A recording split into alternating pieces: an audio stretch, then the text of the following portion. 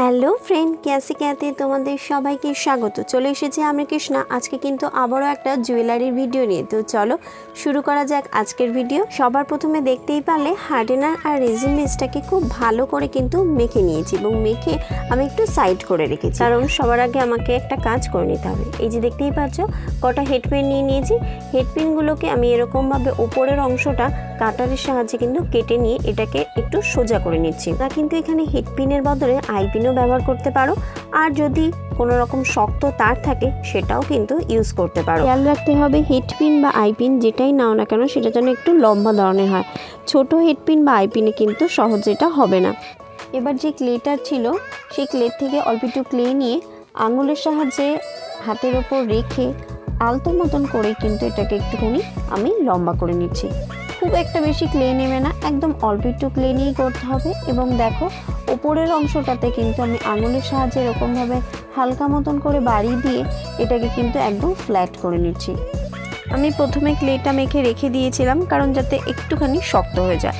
তো একটু যখন শক্ত হবে তখনই কিন্তু এই জিনিসটা করতে হবে, তাহলে গিয়ে ফিনিশিংটা সুন্দর আসবে। এবার কিন্তু কেটে রাখা হেডপিনগুলোকে আমি এটার মধ্যে ধীরে ধীরে কিন্তু পাস করে দিচ্ছি। দুটোর মাঝখানে কিন্তু গ্যাপ রাখতে হবে। এই যে দেখো কতটা গ্যাপ রেখে আমি করছি, সেটা একটুখানি তোমরা ফলো করো। ক্ষেত্রে হেডপিনটাকে এমনভাবে পাস করাতে হবে যেন একটা ভি শেপের মতন আকার নেয়, মানে নিচের দিকটা ছোট থাকবে আর ওপরের দিকটাকে কিন্তু চওড়া করে দিতে হবে। দেখতে পাচ্ছ ঠিক সেরকমভাবে ওপরের যে ক্লেটা রয়েছে সেটাকেও কিন্তু আমি ভি শেপের মতন করেই কিন্তু তৈরি করব, যে নিচের দিকটা একটু চওড়া থাকবে আর ওপরের দিকটা সরু থাকবে। এবং ওপরের দিকটাকে আরেকটু সুন্দর ফিনিশিং করার জন্যও কিন্তু আঙ্গুলের সাহায্যে আমি জায়গাটাকে হালকা করে প্রেস করে এটাকে ফ্ল্যাট করে দিচ্ছি। উপরের দিকটা হালকা করে কিন্তু একটুখানি ডিজাইন করে দেবো। ডিজাইন করার জন্য আমি কি করছি, একটা টুলস নিয়ে মাঝখানের যে অংশটা রয়েছে এই মাঝখানের অংশতে কিন্তু দেখো আমি হালকা করে, এই যে দেখতেই পাচ্ছ হালকা করে কিন্তু একটু প্রেস করছি এবং প্রেস করে ক্লেটাকে ঘুরাচ্ছি। তাতে গিয়ে কি হচ্ছে, এখান দিয়ে যে ক্লেটা রয়েছে এটা বসে যাবে, সুন্দর করে কিন্তু একটা ডিজাইন হয়ে যাবে। এই জায়গাটা আমি একটু আস্তেই দেখালাম কারণ এই জায়গাটাকে কিন্তু তোমাদের খুব ভালো করে বুঝতে হবে। এখানে আমি টাইগার ওয়্যারটা পাস করে দিচ্ছি আলতো হাতে, একদম বেশি জোর দেবে না, তাহলে হয়তো ওপর দিক দিয়ে বেরিয়ে যাওয়ার একটা সম্ভাবনা থাকে। তো এই জায়গাটাকে কিন্তু খুব আস্তে আস্তেই করতে হবে। শেপটা দিতে গিয়ে যেহেতু ক্লেটা একটুখানি অন্যরকম হয়ে গেছে, তো সেইটাকে আবার সেট করে নিতে হবে। তার জন্য দেখো এরকম টুলস দিয়ে এই সাইডগুলোকে আমি একটু ফ্ল্যাট মতন করে দিচ্ছি যাতে দেখতে আরেকটু সুন্দর হয়। মাঝখানে যে একতারার তারটা দেওয়া হয়েছে সেটা না দিয়েও কিন্তু রেডি করতে পারো তোমরা। এবার বাকি থেকে যাওয়া ক্লেটাকে আমি নিয়ে নেব এবং সেটাকে আঙ্গুলের সাহায্যে কিছুটা এরকম ঘুরিয়ে ঘুরিয়ে আমি কিন্তু রোলার পিনের যে মাথাটা রয়েছে সেটার মধ্যে এরকমভাবে কিন্তু দেখো কিছুটা প্রেস করে করেই কিন্তু বসিয়ে দিচ্ছি। এতে করে কি হবে, ভেতরে একটা বাটির মতন শেপ নেবে। এটাকে আরেকটু সুন্দর করার জন্য এটার মিডিল পোর্শনে আমি বল টুলটা দিয়ে এরকমভাবে সুন্দর করে কিন্তু ঘুরাবো, যাতে করে ভেতরের অংশটা খুব স্মুথ হয়ে যায়। এটা একবারই তোমরা করতে যাবে না, ধীরে ধীরে করতে হবে, ধীরে ধীরে এটাকে শেপ দিতে হবে। এবং ওপরের এই যে অংশটা দেখতে পাচ্ছ এই জায়গাটা কিন্তু অনেকটা চওড়া হয়ে গেল, তো হাতের সাহায্যে প্রেস করে করে কিন্তু এটাকে ধীরে ধীরে ছোট্ট মুখে আনতে হবে।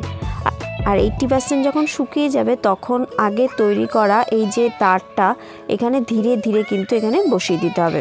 এটার মিডিল পোর্শনে কিন্তু আমি তার দিইনি, কারণ যেহেতু আমি এটা বেসের ওপরে বসাবো তো খুব একটা তার দেখা যাবে না দেখে আমি এটা করেছি।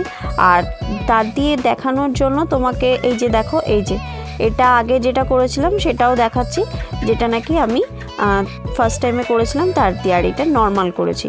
আগেরটা একটু ছোটো মতন একতারা হয়ে গেছে দেখে আমি এটা একটু বড় সাইজ করে করেছি, কারণ প্যাটার্নটা একটু চেঞ্জ করে দেবো। এবার আবার কিছুটা ক্লে নিয়ে নিয়েছি এবং সেইটাকে কিন্তু খুব সুন্দর করে কিন্তু আমি বেলে নেব। স্মুথ করে এটা বেলে নেওয়ার পরে আমি একটা রাউন্ড কাটারের সাহায্যে কিন্তু এটাকে কেটে নিচ্ছি। এই যে দেখতে পারো সবথেকে বড় যে রাউন্ড কাটারটা আছে সেটা দিয়ে কিন্তু এটা কাটছি। এবং এরপরেও আরও একটা ছোট্ট কাটারের সাহায্যে এটা একটু সাইড করে আমি এটা কেটে নেব। একটু প্যাটার্নটা অন্যরকম হবে, এটা মিডিলে কাটছি না, সাইড করে কাটছি, যাতে করে এক সাইডে বেশ কিছুটা জায়গা পাওয়া যায়। এটা আমার একদম নরম রয়েছে, তো এই নরম অবস্থায় কিন্তু আমি এই একতারাটাকে বসিয়ে দেবো। তোমরা দেখতেই পারলে যে কতটা নরম হয়েছে, যে কাটার দিয়ে কাটার পরে কত সুন্দরভাবে এটা উঠে আসলো। আমি এখানে না ওই যে সিরিজ কাগজ থাকে, সেই সিরিজ কাগজ এটা একটুখানি নিয়ে এইখানে হালকা করে কিন্তু প্রেস করে দিচ্ছি, যাতে করে এই যে প্লেন ভাবটা থেকে একটু এবড়ো খেবড়ো স্ট্রাকচারটা হয়। তো সেই কারণের জন্যই আমি এরকমভাবে করে দিচ্ছি। তোমরা চাইলে এটা করতেও পারো, নাও করতে পারো। তারপরে যেহেতু একটু তেরা বেঁকা হয়ে গেছে, তার জন্য আমি এটা একটু রাউন্ড করে নিলাম। এবার সাইড দিয়ে একটু ছিদ্র করে নিয়ে কালার করা স্টার্ট করব। এই যে দেখতেই পাচ্ছ হোয়াইট কালার করে নিয়েছি। এবার একতারাটা ফার্স্ট টাইমে কালার করছি, ব্রাউন কালার দিয়েই কিন্তু এটা স্টার্ট করছি। এক্ষেত্রে দেখো ব্রাউন কালারটা আমি একদম হালকা করে নিয়েছি। তোমরা যদি দেখতে পারো যে ব্রাউন কালারটা এতটাই হালকা করে করা হচ্ছে যে হোয়াইট কালারটা উঠে আসছে। এটাও আমার কিছু ক্ষেত্রে দরকার, যে ফার্স্ট টাইমে কিছু কিছু জায়গায় একদম হোয়াইট কালারটা একটুখানি দেখা গেলে সেই ব্যাপারটা আসে, যেটা নাকি একতারার মধ্যে থাকে। কিছু কিছু জায়গায় কিন্তু আমি আবার একটু ডার্ক করে দিচ্ছি, তোমরা দেখতেই পাচ্ছ। তো এইভাবেই কিন্তু সম্পূর্ণ একতারাটা চলো কালার করে নিই। ততক্ষণে একটা গুরুত্বপূর্ণ কথা বলে নিই। যে সমস্ত ভিউয়ার্সরা আমার চ্যানেলে নতুন আমার ভিডিও দেখছো, তারা হয়তো দেখা মাত্রই চ্যানেলটাকে সাবস্ক্রাইব করে ফেলবে, কিন্তু শুধু সাবস্ক্রাইব করলে কি চলবে? এই সমস্ত জিনিস যখনই দেখো তখনই তোমার মনে ইচ্ছা হয় যে যদি আমিও ঘরে বসে এরকম একটা করতে পারতাম। তো তার সুযোগ কিন্তু আমরা অবশ্যই করে দিয়েছি। তোমরা চাইলেই কিন্তু ঘরে বসে এই ধরনের জুয়েলারি বানানো শিখতেই পারো, এবং শিখে তারপরে ছোট্ট করে একটা বিজনেস স্টার্ট করতেই পারো। আর ছোট্ট কেন, ছোট্ট থেকে শুরু করে বড় আকারেরও বিজনেস তোমরা শুরু করতেই পারো। তার জন্য কিছুই করার দরকার নেই, কোথাও যাওয়ারও দরকার নেই।